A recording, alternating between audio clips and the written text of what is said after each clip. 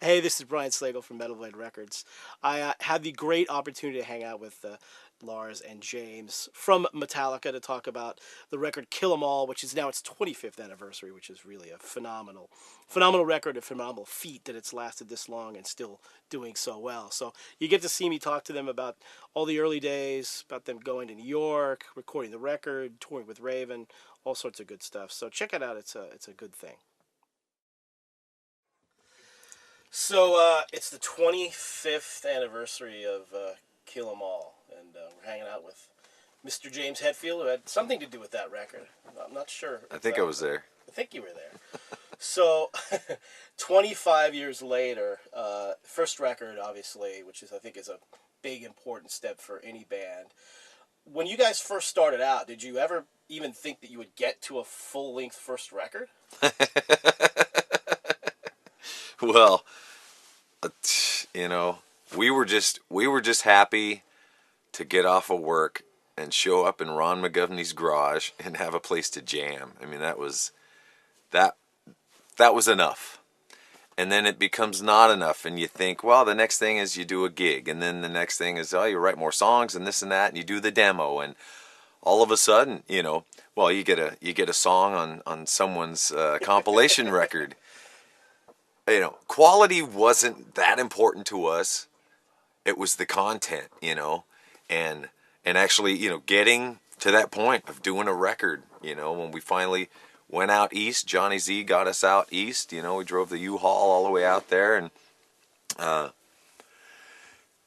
got funds together for the record. We were up in Rochester, New York, and we never been to New York, and all of a sudden we're recording a record out in the out there, and making a record. We had done demos before. We kind of knew what we want. I knew what I wanted guitar wise and stuff, and but you always have you have dreams, man. You have visions of. I remember being at school writing. I'm drawing up the band I'm gonna be in. I already know the name of the record. I know what it's gonna look like and all this stuff, and it's a dream that started to come true, and I remember sitting down talking about the title, Metal Up Your Ass was the title of the record, and we have the artwork, the toilet and the blade and all of this, and well, you can't have that. No one's going to sell it, and we got to come up with another title and all of that, but just all of the creative things that go around, making a record. But yeah, I mean, we had the songs. We had been playing those songs in the clubs forever. Kill 'Em All is basically, the first, 10 songs that we wrote. We were pretty particular about, I remember very early on with James having, like, what's the point of writing a song if it's not good enough to go on the record? So we were very kind of anal. But, like, every song, so Kill 'Em All is literally the first 10 songs. It's not, there was 16 and 10 of them made it on the record. I think that the last two, there was the famous, No Life Till Leather demo that had 7 songs on it. And I think that song 8 and 9 was No Remorse and Whiplash. Those were finished right around the time that I think Cliff joined the band. And we went and did a demo of those up in Walnut Creek, up in Northern California. And then, of course, the 10th song being the bass solo song.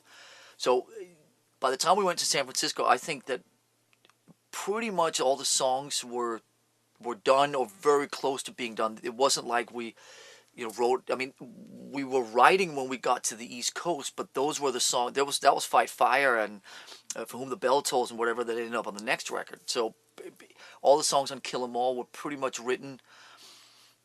We formed in the fall of '80 when we started writing in.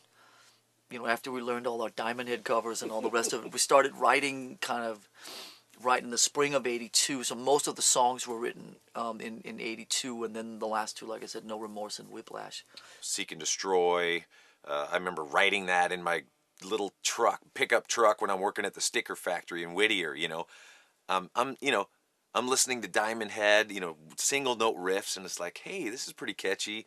Go over to Lars's place in Newport, and you know, uh, in his dad's meditation room. We take all the mattresses and put them up against the wall, and we write "Seek and Destroy," you know, and we're headbanging, you know, through his house there, and so slowly started, you know, writing songs.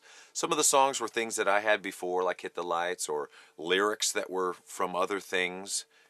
You know, you know, "No Remorse" was some other song. So really kind of, and I think the uniqueness of the writing of that record was we're writing new music, but here's some old lyrics we're just gonna shove in there, you know. And so some of the phrasings are really kind of different, and you know, maybe not the way you would have written them back then, but they you know, they helped us write the music around it. And but yeah, we had the songs. We'd been playing them in the clubs for a long time, so we were very well rehearsed.